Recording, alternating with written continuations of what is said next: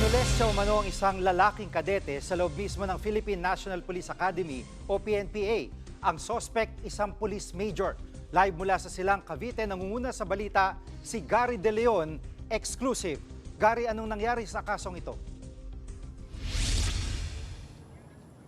Gigi, naresto nga ang 35 anyos na lalaking police major nitong nakaraang linggo matapos magsumbong ang lalaking third-year student ng PNPA na ginahasa umano siya nito sa loob ng kanilang barracks.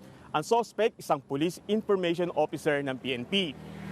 Base sa report ng Silang Cavite Police, nilasing daw ng police major na lecturer din sa PNPA ang kadete. Inutusan siyang magmasahe sa loob ng kanilang barracks sa PNPA. Dito na raw nagubad ang pulis at pinagubad din daw ang kadete at nangyari na ang umano'y pangahalay.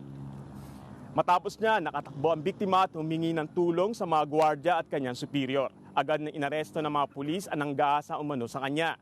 Isinalang na sa inquest proceedings ang police major sa reklamong acts of lasciviousness. Gigi. At Gary, nakarating na ba sa NAPOLCOM itong kaso?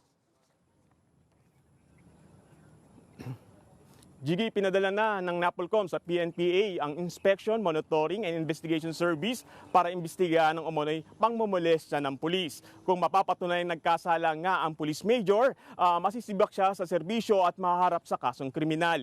Pakinggan natin ang pahayag ng NAPOLCOM Vice Chairman Rafael Vicente Calinisan. Ngayon, merong independent investigation na ginagawa yung NAPOLCOM para malaman natin yung punot-dulo nito at ano yung status ng mga bagay-bagay.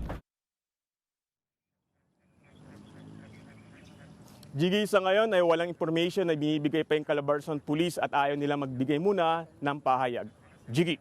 Yan ang ulat ni Gary De Leon, live at exclusive mula sa Silang, Cavite.